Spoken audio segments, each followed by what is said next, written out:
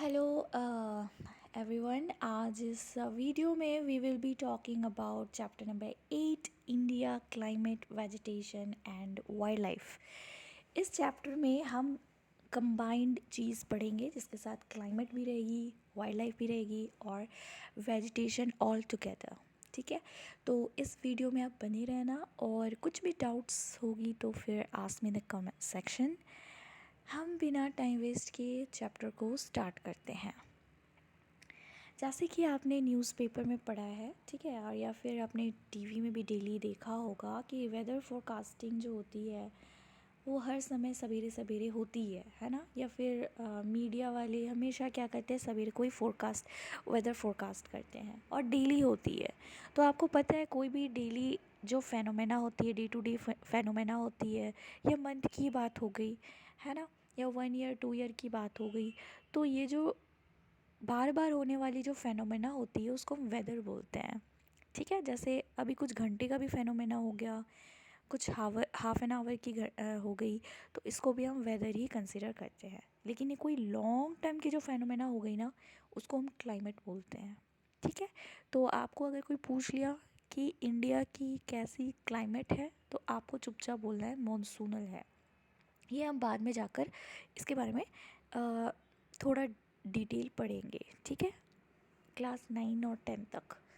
तो अभी यहाँ पर हम ध्यान देते हैं, बस शैलो स्टडी करते हैं, क्योंकि क्लास 6 लेवल की बुक है और बच्चे इतना इनके लिए इतना काफ़ी है कि इतना अवेयर हो जाए कि इंडिया में एटलीस्ट 4 सीजन्स होते हैं। ठीक है, तो वेदर जो है वो डे टू डे चेंजेस हमारे एटमॉस्फेयर में होती है, उस फेनोमेना को हम बोलते हैं वेदर। ठीक है, इसमें आपको टेम्परेचर, ठीक है, गर्मी है या ठंड है, ये पता चलता है। रेनफॉल, कितनी बारिश हो रही है, बारिश हो नहीं रही है। ठीक है, सनशाइन, किस जगह में अर्थ की जो रेज़ है वो ज़्यादा आ रही है, किस जगह बिल्कुल ही नहीं आ रही, किस जगह बहुत मॉडरेट आ रही है, वो भी फैक्टर डिपेंड करती है। तो ये सब वेदर जो है ये एक फेनोमेना हो गया। ठीक है, जैसे कि एग्जांपल आप ले लो, as it such may be it hot और कोल्ड, या सनी और क्लाउडी हो, या विंडी और काम हो। ठीक है, तो आपने नोटिस करा होगा कि जब लगातार गर्मी हो रही है कोई एक पर्टिकुलर जगह में, तो आप उस जगह में स्वेटर तो नहीं पहनोगे, आप कुछ ऐसा लूज़ क्लॉथ पहनोगे, है ना, कॉटन की पहनोगे, क्योंकि वहाँ पे ओब्वियसली बहुत गर्मी हो रही है। और आप चाहोगे कि आप कुछ ठंडी ठंडी खा लो, है ना, या पी लो, जैसे आइसक्रीम खा लो या फिर शरबत पी लो, छाछ पी लो, है ना। ये सब मन करता है हमें during hot times, during summer. In contrast, अगर इसके कॉन्ट्रास्ट में आप देखोगे ऐसे दिन जहाँ पे बहुत ठंड हो रही है, तो आप क्या करोगे, आप स्वेटर पहनोगे, वुलन की क्लॉथ्स पहनोगे ताकि आपको ठंडी ना लगे।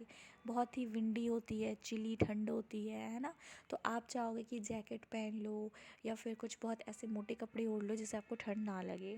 यहाँ तक कि आप ग्लव्स पहन लेते हो, शॉक्स पहन लेते हो, राइट।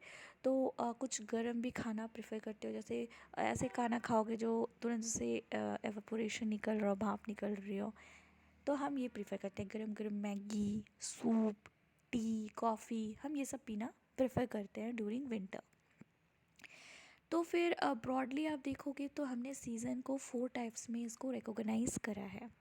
पहला है कोल्ड वेदर सीज़न, जिसको हम विंटर सीज़न भी बोलते हैं। दूसरा है समर सीज़न, जिसको हम हॉट समर या हॉट वेदर सिस्टम नहीं, सीज़न बोलते हैं। ओके, थर्ड हो गया मॉनसूनल, जिसको हम साउथ वेस्ट मॉनसून भी बोलते हैं। ठीक है, और इसको हम रेनी सीज़न भी बोलते हैं, क्योंकि इसी के थ्रू ना हमारे पूरे देश में सबसे ज़्यादा बारिश होती है। अगर साउथ वेस्ट मानसून को हटा दोगे तो इंडिया में बारिश जो होगी वो ना के ही बराबर होती है, जो कि हम आगे वेस्टर्न डिस्टर्बेंस से पढ़ेंगे। लेकिन आपको ये याद रखना है कि साउथ वेस्ट मानसून से इंडिया में मैक्सिमम बारिश होती है, नहीं तो इंडिया क्या होता, बंजर होता। बारिश ही नहीं होती तो बंजर होता, है ना। तो थैंक्स टू मानसून कि इंडिया में मानसून आती है, जो कि बहुत ही एक पेक्यूलर चीज़ है। चौथा बात ये हो गया कि सीज़न जो होती है वो रिट्रीटिंग मानसून होती है, यानी कि सीज़न वापस भी जाती है। जैसे साउथ वेस्ट मानसून आ गई, इसको हम बोलते हैं ऑनसेट ठीक है। ऑनसेट मतलब होता है शुरुआत, मानसून की शुरुआत हो गई। अब शुरुआत होके वो पूरी कुछ कुछ स्टेट्स में बारिश करती है, फिर वापस वो फिर जाने भी लगती है। तो उसको उसका जाना जो मानसून होता है ना, उसको हम बोलते हैं रिट्रीटिंग मानसून, जिसको हम ऑटम भी बोल सकते हैं, इंडिया की ऑटम सीज़न, या फिर सीजन्स ऑफ रिट्रीटिंग मानसून। ठीक है। और ये सब हैपनिंग जो होती है ना, कुछ पर्टिकुलर मंथ्स में होती है। जैसे मैंने जो आपको पहले बताया समर सीज़न, तो समर सीज़न आपको याद रखना है मार्च से मई होती है। विंटर जो होती है वो होती है दिसंबर से फरवरी। और जो साउथ वेस्ट मानसून होती है, ठीक है, तो वो आपकी हो जाएगी जून से सितंबर। और सबसे लास्ट जो रिट्रीटिंग मानसून होती है वो आपकी होती है अक्टूबर से नवंबर। मेक श्योर आपको याद रहनी चाहिए कि रिट्रीटिंग मानसून सिर्फ एक महीना तक ही हमारे देश में रहता है, एक मंथ या हाफ तक भी रह जाती है। तो आज हम कोल्ड वेदर सीज़न के बारे में पढ़ेंगे कि कोल्ड वेदर सीज़न या विंटर, ठीक है, इंडिया में होती है तो ठंड हो जाती है। उस जगह में सन की रेज़ जो है वो फॉल नहीं करेगी। जैसे सन की रेज़ जो है वो ट्रॉपिक ऑफ कैंसर में अगर फॉल कर रही है, जो कि मार्च और जो कि जून को, कि जून 21 को स्ट्रेट किस में वो शाइन करती है, सन की रेज़। तो जून 21 को वो डायरेक्ट सनरेज़ जो होती है वो डायरेक्ट फॉल करती है ट्रॉपिक ऑफ कैप्रिकॉर्न में, सॉरी कैंसर में, ट्रॉपिक ऑफ कैंसर। फिर बाद में 22 दिसंबर को वो ट्रॉपिक ऑफ कैप्रिकॉर्न में डायरेक्ट शाइन करती है। तो जब ट्रॉपिक ऑफ कैप्रिकॉर्न के सामने रहती है तो फिर उस समय ट्रॉपिक ऑफ कैंसर में ठंड हो रही होती है। That is during the time of कब, दिसंबर, है ना। दिसंबर से फरवरी ट्रॉपिक ऑफ कैप्रिकॉर्न तक ही सन जो है वहीं पर आसपास रहती है। ठीक है। इसलिए हमें विंटर सीज़न क्या होता है, फील होता है। और जब विंटर सीज़न फील होती है ना, तो यहाँ पे इतने सारे रेज़ जो होते हैं ना, इस डायरेक्टली इस रीजन में नहीं फॉल करती, इसलिए हमें ठंड लगती है। सन की रेज़ चली जाए तो वो जगह क्या हो जाता है, ठंडी हो जाती है। तो इससे क्या होता है, टेम्परेचर जो है वो गिर गई। और गिर गई तो इसका मतलब क्या होता है, नॉर्दर्न इंडिया में या फिर सदर्न में इतना खास इफेक्ट नहीं होती, क्योंकि कॉन्टिनेंटल होता है, ये हम बाद में जाकर पढ़ेंगे।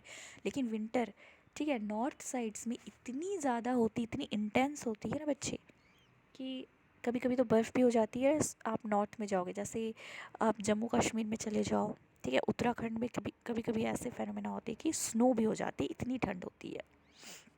लद्दाख में, ठीक है। तो लद्दाख को तो कोल्ड डेजर्ट बोलते हैं, जैसे कि हमने पढ़ा था पिछले चैप्टर में। ओके। तो इतना ही आप अभी इस समय जान लो इस चैप्टर के बेसिस। अब हम हॉट वेदर सीज़न या समर जाते हैं। ठीक है। हॉट वेदर सीज़न में क्या होती है, ये सीज़न में आपको वही होगा जब ट्रॉपिक ऑफ कैप्रिकॉर्न में सन जो साइन करना बंद कर दे और वो मूव करके किस तरफ आ जाए, मतलब अर्थ ही मूव कर रही है, ठीक है। तो वो अर्थ कहाँ मूव होकर आ जाएगी, ट्रॉपिक ऑफ कैंसर तक, मतलब सन के पास आ जाएगी, ट्रॉपिक ऑफ कैंसर तक सनसाइन होगी। ठीक है। तो ट्रॉपिक ऑफ कैंसर के सामने जब सनसाइन डायरेक्टली मोर और लेस वहाँ उसकी रेस पड़ेगी, तो ओबियसली वहाँ पे बहुत गर्मी होगी। जहाँ जहाँ सन है वहाँ वहाँ बहुत गर्मी है, जहाँ जहाँ उसकी रेस गिरी है वहाँ बहुत इंटेंस गर्मी है ना। जहाँ उसकी रेस अगर स्लैंट हो गई तो थोड़ी मॉडरेट है, अगर बहुत ज़्यादा स्लैंट है इसका मतलब वहाँ पे तो ठंड है ना। बहुत बहुत क्लियर अंडरस्टैंडिंग होनी चाहिए, बहुत कॉमन सेंस की चीज़ है। तो डायरेक्टली मोर और लेस जब उस रीजन में सन की रेज़ पड़ेगी तो ओबियसली वहाँ का टेम्परेचर जो है वो बहुत ज़्यादा हाई हो जाएगा। और बहुत ज़्यादा हाई हो जाएगी तो वहाँ पे क्या होगी, गर्मी होगी, हवा भी चलेगी और बहुत ड्राई हवा चलती है। ठीक है। इसकी को हम बोलते हैं लू। और लू जो होती है ना बच्चे, इतनी गर्म हवा होती है, इतनी गर्म हवा कि अगर मान लो किसी इंसान को अगर लू लग गई ना, तो उसे फ़ीवर चढ़ जाएगी, उसकी बॉडी का टेम्परेचर बढ़ जाती है, उसे सलाइन चढ़ाना पड़ता है और उसे फिर ट्रीटमेंट करनी पड़ती है।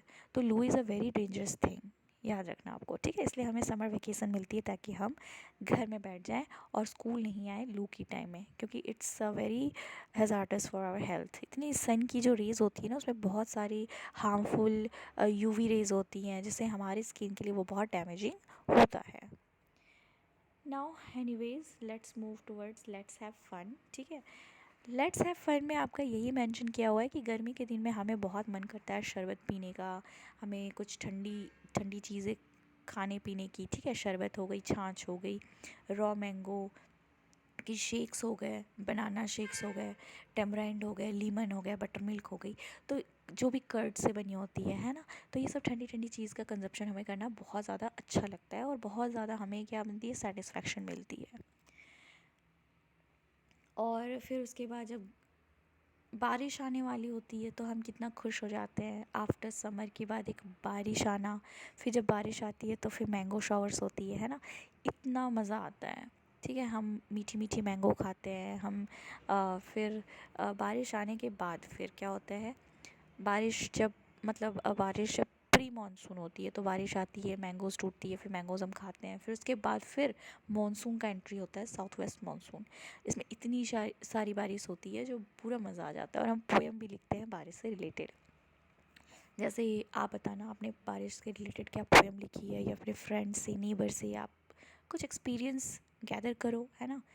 तो हम हिंदी में बारिश को वर्षा बोलते हैं। बारिश तो उर्दू मीनिंग है, ठीक है, जो मैं बारिश बोल रही हूँ ये उर्दू वर्ड है।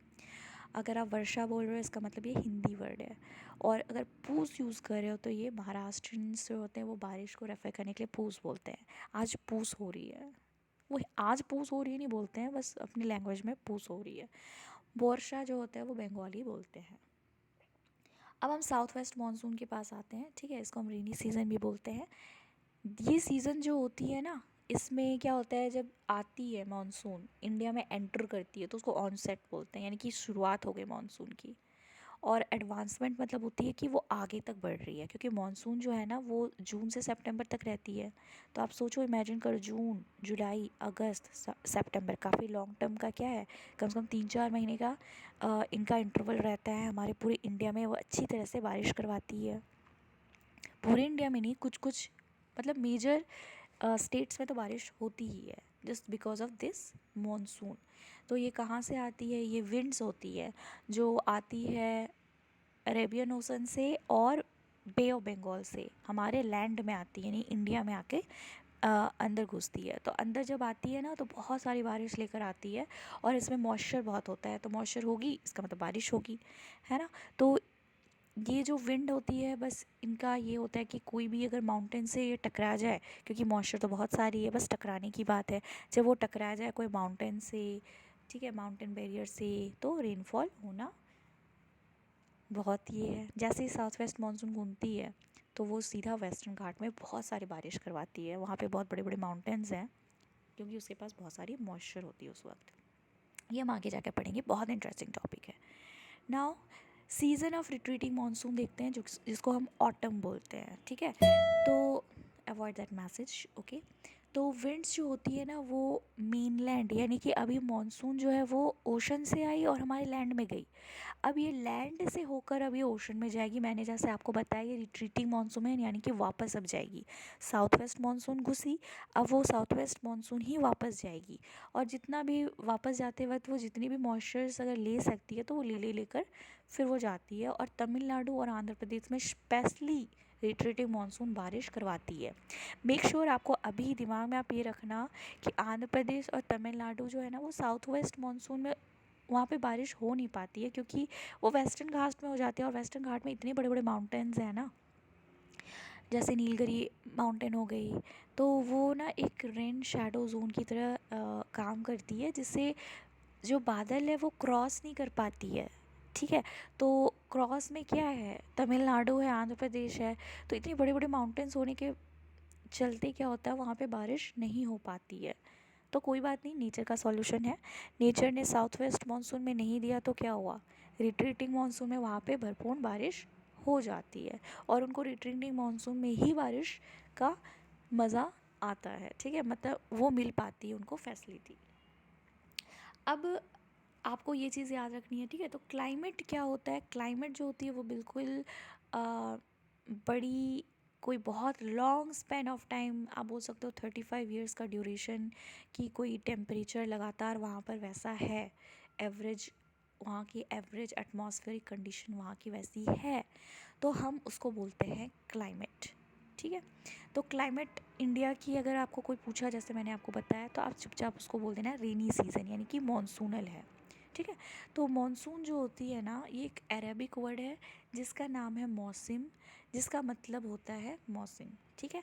तो इंडिया जो है वो एक ट्रॉपिकल रीजन में लाई करती है। I hope you know this, क्योंकि आपको पता है इक्वेटर के ऊपर ट्रॉपिक ऑफ कैंसर हमने इंपॉर्टेंट पैरेलल ऑफ लाइंस पढ़ा था, और भी बहुत सारे हैं, बट इम्पॉर्टेंट जो है ट्रॉपिक ऑफ कैंसर है और नीचे ट्रॉपिक ऑफ कैप्रिकॉर्न है। तो उसके बीच की जो जितनी बीच की रेंज होती है ना, वो वाला जो पार्ट होता है उसको हम ट्रॉपिकल बोलते हैं, या फिर उसको टॉरेट जोन बोलते हैं, जिसमें मैक्सिमम सन की जो रेज है ना वो वहीं पे ही गिरती है। ठीक है। तो ट्रॉपिकल रीजन हो गई जिसमें most of the earth rain जो होती है यहीं पर लाई जाती है। सबसे ज़्यादा रेन यहीं पर होगी साउथ वेस्ट मानसून की।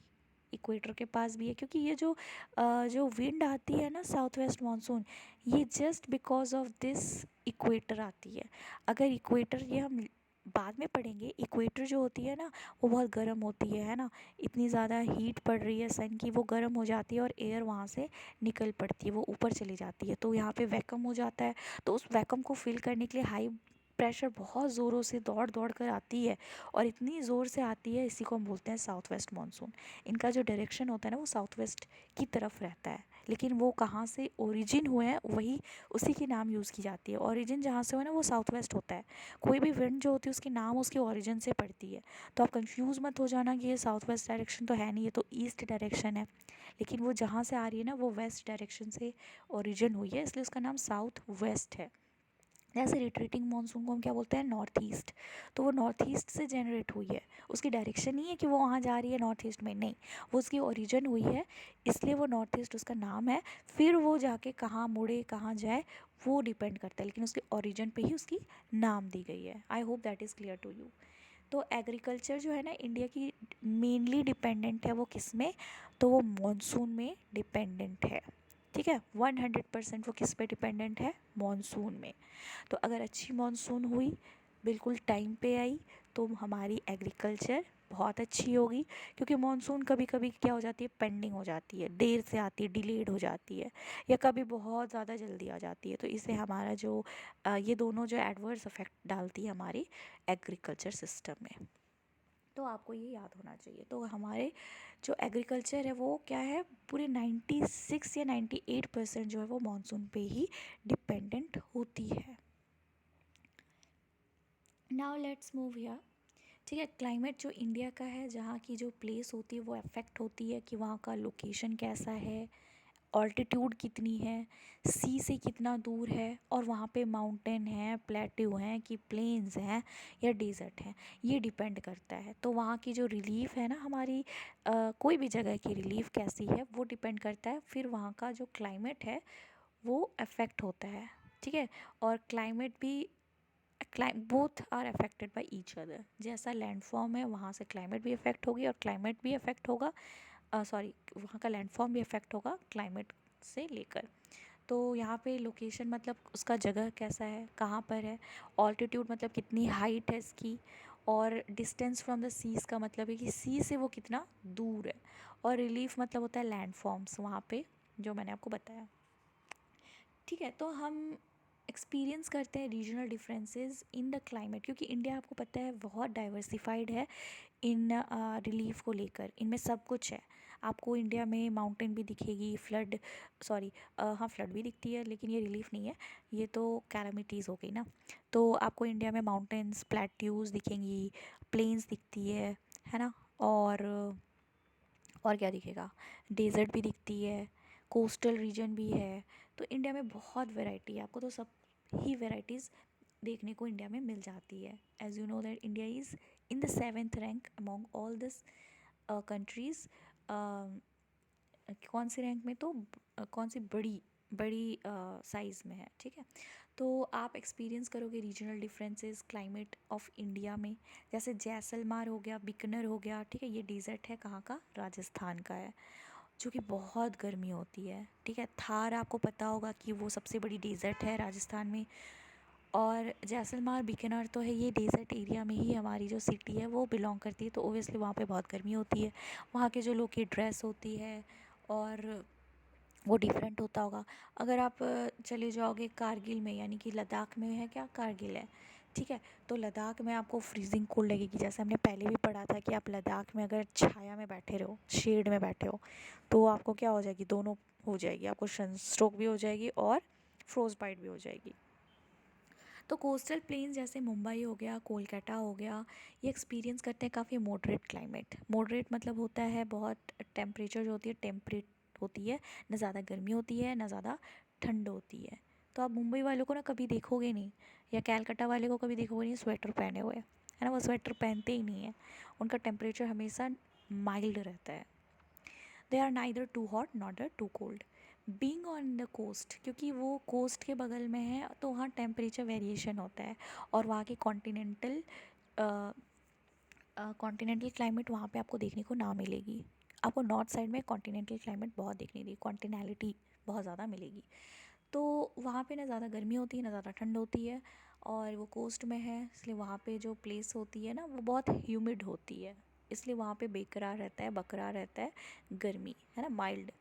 और मौसरा में मेघालय की जाओगे तो वहाँ तो वर्ल्ड की सबसे हाईएस्ट क्या होती है, रेनफॉल होती है मौसरा में।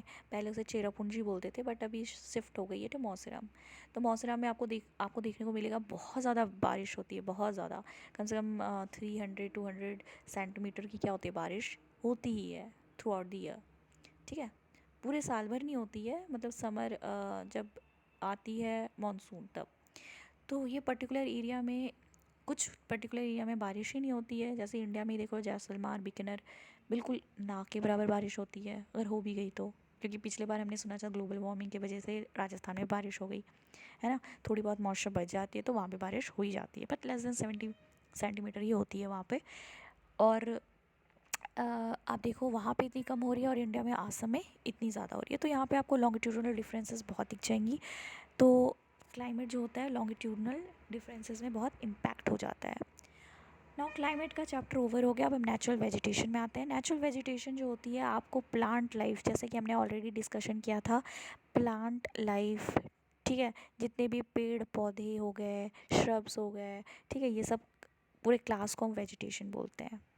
तो हमारे सराउंडिंग्स में आपको ये बहुत कॉमनली देखने को मिल जाता है। तो कितना अच्छा लगता है ना हमें उसके सामने खेलें लश ग्रीन ग्रासेस में, है ना।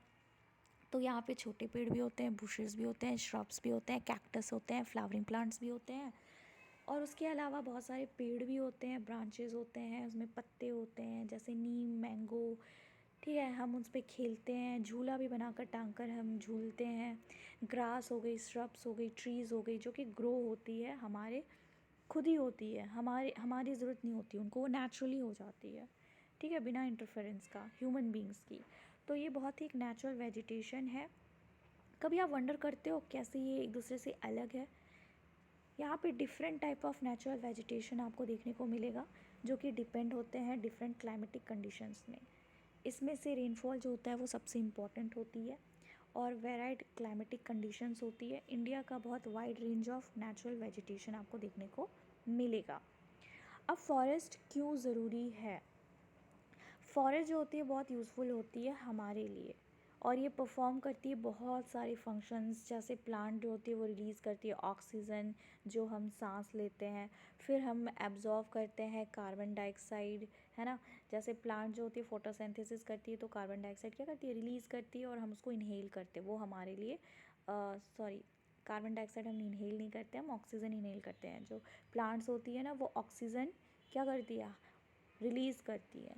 तो जो ऑक्सीजन जब वो फोटोसिंथेसिस करती है तो ऑक्सीजन वो रिलीज़ करती है, फिर रिलीज़ करने के बाद हम उसको इनहेल करते हैं ऑक्सीजन, और हम फिर कार्बन डाइऑक्साइड रिलीज़ करते हैं, एक्सहेल करते हैं, ठीक है। तो फिर वो क्या करती है, प्लांट्स उसको एब्जर्व करती है। मतलब ये एक तरह से उल्टा उल्टा फेनोमेना है, जो हम एक दूसरे को क्या करते हैं, म्यूचुअली, नेचर में म्यूचुअल जो होती है ना बच्चे, ये बहुत कॉमन चीज़ है, इसको सिम्बायोसिस भी बोलते हैं, मतलब मेरा फ़ायदा भी और तुम्हारा फ़ायदा भी। तो जो ऑक्सीजन हम ब्रीथ करते हैं और छोड़ते हैं, ये बात हो गई। तो रूट्स ऑफ द प्लांट जो होती है वो बाइंड करके रखती है सॉइल को, और कंट्रोल करती है सॉइल इरोजन, ताकि सॉइल इरोजन ना हो, क्योंकि उसको पकड़ी हुई है वो। फॉरेस्ट प्रोवाइड करती है हमें टिम्बर, जिसे हम बनाते हैं टेबल, वुड की बनाते हैं, बेड बनाते हैं, है ना, चेयर बनाते हैं। तो फर्नीचर हो गई, फ्यूल वुड हो गई, फॉडर हो गई, मेडिसिनल मेडिसिन्स बनते हैं प्लांट से, हर्ब्स हो गए, लैक हो गई, मनी, गम, ये सब क्या होती है, वुड की यूजेस होती है। फॉरेस्ट जो होती है वो नेचुरल हैबिटेट होती है वाइल्ड लाइफ की। अब आप देखोगे ये सब इंटरलिंक्ड है एक दूसरे से। क्लाइमेट से फिर वेजिटेशन, जहाँ का जैसा क्लाइमेट होगा वहाँ उसको आपको वैसी वेजिटेशन देखने को मिलेगी। जहाँ जैसा वेजिटेशन है वहाँ पे आपको उस टाइप की एनिमल्स मिलेंगे जिन्होंने अडॉप्ट कर ली है खुद को उस टाइप की वेजिटेशन में, ताकि वो अच्छी तरह से जी पाए, बहुत कंड्यूसिव हो उनके लिए। ठीक है, तो फॉरेस्ट हो गई, नेचुरल हैबिटेट है हमारे वाइल्ड लाइफ की। वहाँ पे जो जंगली जानवर होते हैं वो फॉरेस्ट में रहते हैं, वो उनका घर है। नेचुरल वेजिटेशन जो है अब हमने बहुत डिस्ट्रॉय कर दी है, बहुत लार्ज एक्सटेंट से, क्योंकि हमारी जो नीड है वो बहुत ही क्या है, अनसेटिस्फाइंग है, बहुत ग्रीडी हैं हम, है ना। तो बहुत लार्ज एक्सटेंट से हमने क्या करा है, फॉरेस्ट को डिस्ट्रॉय करा है, क्योंकि हम बहुत ही बिना सोचे समझे पेड़ को काट रहे हैं। जो कि पेड़ हमें क्या करती है, ऑक्सीजन सप्लाई करती है, सॉइल इरोजन से बचाती है, वहाँ का माहौल को क्या करती है, बिल्कुल फ्रेश करती हैं। बारिश भी होती है, अगर पेड़ हो तो बारिश होगी। तो ये सब चीज़ क्या हो जाती है, हम इस चीज़ को वैल्यू नहीं दे रहे हैं। हमें ये चीज़ मिला है, हम इसे ग्रांटेड ले रहे हैं, हम अपनी ग्रीड को क्या कर रहे हैं, कंट्रोल नहीं कर पा रहे हैं। तो we should plant more trees. हमें क्या करना है, बहुत सारे पेड़ लगानी है, प्रोटेक्ट करना है, हमारी आगे की जो जनरेशन हो उनको बताना है कि पेड़ क्यों ज़रूरी है, उनको पेड़ क्यों लगानी चाहिए। ठीक है, क्या इम्पोर्टेंस होती है ट्रीज़ की। और ताकि हम एक स्पेशल प्रोग्राम्स करें जिसको हम बोलते हैं वन महोत्सव, ताकि इसमें लोग इन्वॉल्व हो जाए और हेल्प करें अर्थ को और ग्रीन बनाने की। क्योंकि अगर अर्थ ग्रीन है तो हम भी ग्रीन हैं, हम जी पाएंगे। नहीं तो बिना ट्रीज़, बिना इस ग्रीन एनवायरनमेंट की हम भी सरवाइव नहीं कर पाएंगे। ठीक है, तो यहाँ पे आप देख सकते हो एक ट्री का क्या यूज़ हो सकता है। आपको इतनी सारे यूजेस दिख रही है ना, मेडिसिन्स बन रहे हैं, शेल्टर, हम घर भी बनाते हैं पेड़ की, फॉडर है। ठीक है, जो जानवर जो हम अपने डोमेस्टिकेटेड एनिमल्स को खिलाते हैं उसको फॉडर बोलते हैं। फ्यूल, जिसमें हम आग जला के चूल्हा जलाते हैं, या फिर कुछ भी हम एनर्जी प्रोड्यूस करने के लिए हम फ्यूल यूज़ करते हैं। या फिर हम कुछ स्पोर्ट्स गुड्स बनाते हैं, जैसे हॉकी, क्रिकेट का बैट, ये सभी लकड़ी की बनी रहती है। फर्नीचर की टेबल, चेयर, हमारी पेंसिल खुद की। ठीक है, हनी, ये क्या होती है, हनी में आप देखोगे कि जो हनी बी होती है वो पेड़ में बनाई जाती है। फिर फ्रूट्स जो होते हैं हम पेड़ से रिट्रीव करते हैं, है ना। गम्स एंड लैक, ये सब भी ट्री से आती है। Natural habitat for life, world life, अगर पेड़ है तो जानवर है, जानवर का घर है वो। हम पेड़ काटेंगे तो जानवर की घर टूट जाएगी, जानवर की घर ख़त्म हो जाएगी, तो जानवर भी एक्सटिंक्ट हो जाएंगे। ठीक है, टिम्बर, यानी कि हम बड़े बड़े जो टिम्बर होते हैं उसको भी हम बेचते हैं। और बहुत सारे रबर, रबर भी कहाँ से आती है, पेड़ से आती है, एक प्लांट होती है रबर। ठीक है, तो सॉइल को भी बाइंड करके रख रहा है। देखो ये इमेज में ना सॉइल बाइंडिंग का भी एक अच्छा सा एग्जांपल है, जो मेरा इमेज आ नहीं रहा है, आप अपने बुक में देख लेना। ठीक है, we get it from the forest. क्या हो गया, देखो आप यहाँ पे एक फ़ोटो देखो, मैंने आपको फ़ोटो दिखाना ही मैं मतलब ये स्किप हो गया। तो आपको यहाँ पे मैक्सिमम हाइट दिखेगी ट्री की, जो 60 मीटर्स तक होती है। और कुछ कुछ 40 मीटर्स की भी होती है, कुछ कुछ 20 मीटर्स की भी होती है, 5 और 1.5 की भी होती है। नीचे आपको ग्राउंड लेयर दिखेगा, फिर श्रब्स लेयर दिखेगी। श्रब्स जो होते हैं ना वो छोटे छोटे होते हैं, जिसको झाड़ी बोलते हैं ना, वो होती है। यंग ट्रीज जो होते हैं वो छोटे हाइट की होती हैं। कैनोपी आप देख सकते हो, जो चढ़ा चढ़ा ऐसे चढ़ा हुआ है ना, वो कैनोपीज़ है। और इमरजेंट लेयर जो है वो फैला हुआ। ठीक है, तो नेचुरल वेजिटेशन कुछ ऐसा होता है। ये ट्रॉपिकल रेन फॉरेस्ट का एक ग्लिम्प्स दिया हुआ है, एक फ़ोटो दी हुई है, आप उसको देख लेना। ये हमने कर लिया है, फॉरेस्ट की क्या क्या यूज़ होती है ये भी हमने कर लिया। ठीक है, अब वाइल्ड लाइफ में आते हैं। तो सॉइल इरोजन देखो, सॉइल इरोजन से क्या होती है, ये पकड़ के रखी हुई है किस चीज़ को, सॉइल को। अगर आप पेड़ काट दोगे, उप्स, अगर आप पेड़ काट दोगे तो क्या होगा कि सॉइल जो है वो क्या हो गया, लूज़ हो जाएगा, उसको पकड़ने वाला तो कोई है नहीं, तो सॉइल इरोजन हो जाएगी। जो कि आपको पता है सॉइल कितनी ज़रूरी चीज़ होती है ना, उसको बनने में कितनी सालें लगती हैं, साल लग जाती है। अब हम फॉरेस्ट वाइल्ड लाइफ में आते हैं। वाइल्ड लाइफ जो होती है भाई इसका, हाँ ठीक हो गया। वाइल्ड लाइफ जो होती है फॉरेस्ट, ठीक है, होम है, घर है किसकी, बहुत सारे एनिमल्स की क्या होती है, घर होती है। मैंने बताया आपको पहले, यहाँ पे थाउजेंड ऑफ स्पीसीज़ जो हैं एनिमल्स की, वो लार्ज वैरायटी ऑफ रेप्टाइल्स हो गए, एम्फीबियंस हो गए, मैमल्स हो गए, बर्ड्स, इंसेक्ट्स, वॉर्म्स, सब का फॉरेस्ट में रहते हैं, इनका घर है ये। ठीक है, हमारा भी कभी घर था जब हम आदि मानव थे। तो रेप्टाइल्स जो हो गई ना, ये जैसे हो गए जो पानी में भी रहती है और जो लैंड में भी रहती है, उसको हम रेप्टाइल्स बोलते हैं। इनकी कोल्ड ब्लड होती है, तो इनको खुद को चार्ज करने के लिए सनशाइन की बहुत ज़रूरत है। एम्फीबियंस जो होते हैं ये भी पानी में ही रहती हैं मोस्टली, लेकिन लैंड में भी सर्वाइव करती हैं। लेकिन इन दोनों को क्या ज़रूरत है, पानी की बहुत आवश्यकता है। पानी ना मिले तो इनकी डेथ भी हो जाती है। मैमल्स जो है वो बेसिकली लैंड में ही रहती है, most of the time land में ही रहती है। बर्ड्स भी लैंड में ही रहती है, वो उड़ती हैं, है ना। इंसेक्ट्स जो होती हैं वो भी लैंड में रहती है, आर्थ्रोपोडास। ठीक है, तो वॉर्म्स जो हो गए ये सब फॉरेस्ट में ड्वेल करने वाले क्रिएचर्स हैं। अब टाइगर जो होती है वो हमारी नेशनल एनिमल है, all of you know that. And national bird कौन हो जाएगी, पिकॉक। तो आपको बहुत सारे वेरियस पार्ट्स ऑफ इंडिया में आपको देखने को मिलेगा national animal.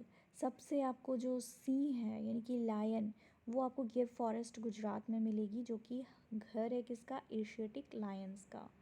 Elephants and one horned राइनोसोरसेस जो होती है वो असम के फॉरेस्ट में आपको दिखेंगी। एलिफेंट जो है वो केरला और कर्नाटका, ये दोनों जगह में आपको देखने को एलिफेंट्स मिलती है। कहीं कहीं आप असम में भी देख सकते हो शायद, नहीं मत देखो क्योंकि बुक में नहीं लिखा हुआ है ना, बट आपको असम में भी मिल जाता है देखने को। क्या वन हॉर्न डायनासोरस की बात कर रही हूँ मैं। एलिफेंट्स आपको केरला एंड कर्नाटका में मिलेगा। कैमल्स एंड वाइल्ड एसेस जो होती है वो राजस्थान में मिलती है, ठीक है, रन ऑफ कच्छ की रेस्पेक्टिवली, ग्रेट इंडियन डिजर्ट में। वाइल्ड गोट्स जो होती है जैसे स्नो लेपर्ड्स हो गई, बेयर्स हो गए, ये सब आपको हिमालयन रीजन में देखने को मिलेगा। अब इसके अलावा बहुत सारे और भी एनिमल्स होते हैं वो हमारे कंट्री में मिलती है, जैसे मंकी हो गई, उल्फ हो गई, जैकल, नीलगाय, चीतल, ये सब भी आपको देखने को मिलेगा। ठीक है, तो इंडिया क्या है, इक्वली रिच है बर्ड लाइफ, और बर्ड लाइफ के लिए भी हमारा पिकॉक जो है वो नेशनल बर्ड है। बहुत सारे अदर कॉमन बर्ड जैसे पैरट्स, पीजन, मैना, गीज़, बुलबुल, डक्स भी इंडिया में मिलती है देखने को। और आपको पता होगा माइग्रेटरी बर्ड्स भी इंडिया में आती है, राइट। तो यहाँ पे बहुत सारे सेवरल स्पीशीज़ है, सेंचुरीज़ हैं जिसको बनाई गई है, क्रिएट की गई है, ताकि हमारे नेचुरल हैबिटेट को हम प्रिजर्व कर सकें, कंजर्व कर सकें from the people who Hunt them illegally, है ना। पोचिंग कर इनका सामान, इनकी जो बॉडी पार्ट्स है उसको बेचने से उसको रोक सकें, है ना, लोगों को ख़रीदने से रोक सकें। तो इसलिए हमने सेंचुरीज़ बनाई है, नेशनल पार्क्स बनाए हैं।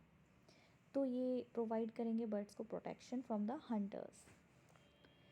There are several hundred of species of snakes found in India. ठीक है, इंडिया में बहुत सारे आपको बहुत सारे सेवरल हंड्रेड स्पीसीज़ मिलेंगे, जैसे कोबराज और क्रेथ्स जो हो गए, ये इंपॉर्टेंट है। क्रेथ जो सांप होती है ना वो बहुत ब्लैक कलर की होती है और बहुत शाइन करता है वो। कोबरा जो होती है वो इंडिया की सबसे बड़ी सांप होती है और कैनिबल होती है, वो खुद दूसरे ही स्नेक्स को फीड करती है। ठीक है, कोबराज हो गए, क्रेथ्स हो गए। अब हम फॉरेस्ट काट रहे हैं, जानवर का हंट कर रहे हैं, बहुत सारे स्पीसीज़ जो है वाइल्ड लाइफ की इंडिया में बहुत जल्दी जल्दी क्या हो रही है, डिक्लाइन हो रही है, यानी कि ख़त्म हो रही है। और इंडेंजर्ड भी हो गई, अभी बहुत सारे इंडेंजर्ड हो गए हैं, बहुत सारे स्पीसीज़ जो हो गए वो ख़त्म भी हो चुके हैं। जैसे इंडिया में एक हाइना था, है ना, तो वो एक्सटिंक्ट हो गया है। इंडिया में चीता थी, बहुत नेचुरली फाउंड होती थी, ठीक है, मिलती थी, तो वो भी ख़त्म हो गई है। In order to protect them बहुत सारे नेशनल पार्क, सेंचुरीज़ और बायोस्फीयर रिजर्व्स हमने एस्टेब्लिश करी है। Government time to time project start करते रहता है। अगर प्रोजेक्ट टाइगर, क्योंकि टाइगर एक टाइम इतना ज़्यादा कम हो गया था कुछ 100 में, तो हमें तो डर लग गया कि ये ख़त्म हो जाएगा। तो अभी हम इनके प्रोटेक्शन के लिए टाइगर प्रोजेक्ट को हम लॉन्च किए हैं, प्रोजेक्ट टाइगर एलिफेंट को लॉन्च किए हैं, ताकि इनको हम प्रोटेक्ट कर सकें, क्योंकि ये हमारे हेरिटेज है, ये हमारी लेगेसी है, और ये हमारी धन है, वेल्थ है ना, इसे हमें प्रोटेक्ट करना ये हमारी जिम्मेदारी है। कुछ ऐसे वाइल्ड लाइफ सेंचुरीज़ हैं इंडिया में, क्या आप उसको मैप में लोकेट कर सकते हो? मैं आपको एग्जांपल्स दे देती हूँ। Kaziranga national park, Kanha national park, गिर नेशनल पार्क, ठीक है। फिर बहुत सारे हैं, जैसे क्या बोलते हैं उसको, कोबाल्ट नेशनल पार्क, कोबाल्ट नहीं है वो, कॉर्बेट नेशनल पार्क, यस, जिसको हिमीज भी बोलते हैं। ये सबसे बड़ा नेशनल पार्क है हमारे इंडिया का। ओके, और भी बहुत सारे हो जाएंगे, जैसे केलबला नेशनल पार्क जो कि राजस्थान में है, शिमलीपाल नेशनल पार्क, बहुत सारे हैं, ठीक है। तो आप मानस नेशनल पार्क हो गया। तो you can not refuse to buy things made from parts of the bodies, ठीक है। तो हमारी भी कंट्रीब्यूट होनी चाहिए कि हम वाइल्ड लाइफ को क्या करें, इसका संरक्षित करें, यानी कि इनको कंजर्व करें। तो अगर आप मना कर देते हो या ख़रीदते नहीं हो कुछ ऐसे जानवर की बॉडी पार्ट्स से बनी हुई कोई चीज़ें, जैसे bones, horns, fur, skins and leathers, तो ये अगेन एक इनिशिएटिव हो सकता है। जब आप डिमांड ही नहीं करोगे उसका सामान का, तो वो दुकान में आएगी ही नहीं। हर साल जो होती है वाइल्ड लाइफ, जो होती है वाइल्ड लाइफ वीक हो सेलिब्रेट की जाती है, जैसे फर्स्ट वीक ऑफ अक्टूबर, ताकि हम अवेयरनेस क्रिएट कर सकें हैबिटेट्स और एनिमल किंगडम्स को कंजर्व करने के लिए। देखो यहाँ पे एक न्यूज़पेपर की हेडलाइन है, लार्ज स्केल पोचिंग एलिज्ड इन सिमलीपाल रिजर्व। सिमलीपाल मैंने अगेन कहाँ बताया था, वो ओडिशा के सब जगह पे है, ठीक है, सिमलीपाल रिजर्व। तो बहुत ज़्यादा पोचिंग हुई थी, किसकी, टाइगर्स की। बेचारे टाइगर्स अपने स्किन्स के चलते क्या करें, उनको मार दी जाती थी। फिर बहुत सारे सरिस्कास जो हैं, मोर सरिस्कास इन द मेकिंग, ठीक है। यहाँ पे सरिस्का जो है वो कहाँ पे होगा, राजस्थान में। Will centre wild life lovers finally kiss and makeup, big cats vanishing from Uttarakhand, cramped in Gir lions pine for grassland. तो इस टाइप की हेडलाइन आपको देखने को मिलेगा। Villages in tiger reserve must be relocated. और आपको बहुत दिखता होगा कि बहुत सारे टाइगर जो होते हैं वो ह्यूमन की हैबिटेशंस में आ जाते हैं, जो कि बहुत डेडली होता है, ह्यूमन इंट्रैक्शंस हो जाती है। तो इससे क्या होता है, ह्यूमन अल्टीमेटली मार देते हैं। जैसे लियोपर्ड की इंसिडेंट तो आपने बहुत सुनी होगी, ठीक है। Tiger crisis, have we done enough to check poaching, क्या हमने पोचिंग से बचाने के लिए इनको बहुत कुछ किया है कि नहीं किया है, ठीक है। तो पोचर्स वही होते हैं जो इलीगल हंटिंग करते हैं वाइल्ड लाइफ का, ताकि उनको बेच सकें, उनका फर को वो इंटरनेशनल मार्केट में बेचते हैं, ठीक है। बहुत ही एक्सपेंसिव उनकी स्किन, उनकी बोन्स सेल होती है, इसलिए इसकी इलीगल हंटिंग होती है। अब हम माइग्रेटरी बर्ड्स देखते हैं जो इंडिया में आती है। जैसे हो गया कुछ बर्ड, जैसे पिनटेल डक हो गई, जो कि बहुत ही रेयर है। कर्ल्यूज हो गई, flamingo, osprey and little stint, ये माइग्रेट करती हैं अलग कंट्री से, और विंटर के सीज़न में हमारे कंट्री में ये आती है। स्मॉलेस्ट माइग्रेटरी बर्ड जैसे लिटिल स्टिंट जो होती है, उसकी साइज़ कुछ 15 ग्राम होती है, बहुत क्यूट सा होता है। आप उसको यूट्यूब में इन सबको सर्च कर कर देखना, ठीक है। आर्कटिक रीजन में ये ट्रैवल करती है 8000 किलोमीटर्स, और इंडिया पहुंचती है ये। तो इसे, इनको हम माइग्रेटरी बर्ड्स बोलते हैं। Finally this chapter is over, I hope you have enjoyed, ठीक है। तो आपको इतना याद रखना है कि जो which winds bring rainfall in India, आपको पता है साउथ वेस्ट मानसून होती है ना। क्यों ज़रूरी है भाई, इंडिया में बारिश करवा रही है, एग्रीकल्चर हमारी क्या है, totally dependent on south west monsoon. आप बताओ डिफरेंट सीजन्स इन इंडिया, मैंने आपको बताया समर, विंटर, और क्या हो गया, मानसून, रेनी सीजन हो गई, और lastly north east retreating monsoons.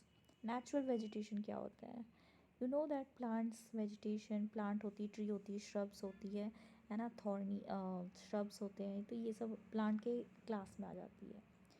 Tick the correct answers, the world's highest rainfall occur in, India का सबसे हाईएस्ट रेनफॉल पूरे वर्ल्ड में कहाँ पर होता है, इंडिया नहीं पूरे वर्ल्ड में, तो ये हो जाएगा मौसम राम, ठीक है। Wild goats I and snow leopards are found in, कहाँ मिलते हैं wild goats and snow leopards, तो ओबियसली स्नो नाम ही दिया हुआ है लेपर्ड्स में, तो चुपचाप हिमालय कर देना, और वाइल्ड गोट्स भी हिमालयन रीजन में ही दिखती है। During the south west monsoon period the moisture laden winds blow from, अब साउथ वेस्ट मानसून के टाइम, ठीक है, तो विंड्स में बहुत ज़्यादा क्या मॉइस्चर होती है, तो वो कहाँ तक से ब्लो करती है, लैंड टू सी नहीं, वो तो सी टू लैंड करती है ना, तो टू हो जाएगा। प्लेट्यू एंड प्लेन्स तो हमने तो पढ़ा ही नहीं था, ऐसा तो होता ही नहीं है। Okay, fill in the blanks बच्चे, ये आप लोग खुद कर लेना, ठीक है। Forest in Gujarat is the home of Gir forest, ठीक है, आप कर लेना इसको सोच के अच्छे से।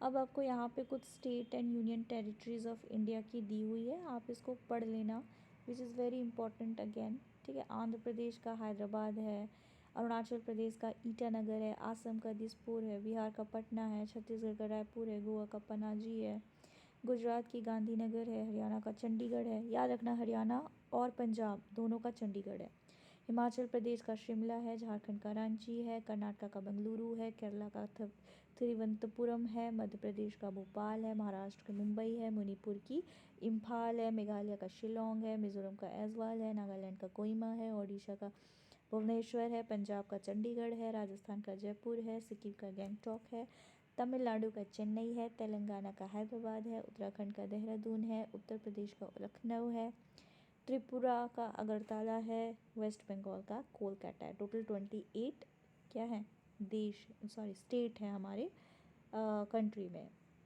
ये सब यूनियन टेरिटरीज हो गई। अंडमान एंड निकोबार जिसका पोर्ट ब्लेयर है, चंडीगढ़ का चंडीगढ़ ही है। दादर एंड नागर हवेली एंड दमन दीव की क्या है, दमन है, याद रखना है दमन, इसको मर्ज कर दी गई है। पहले दादर एंड नागर हवेली अलग था, दमन दीव अलग था, बट इन दोनों को क्या कर दिया गया है, एक कर दिया गया है, जिसका कैपिटल बना दिया गया है दमन। सिलवासा नहीं है, ओके। लक्षद्वीप जो है उसका कावरती है, कावराती, और पुडुचेरी का पुडुचेरी है। National capital territory of India Delhi है।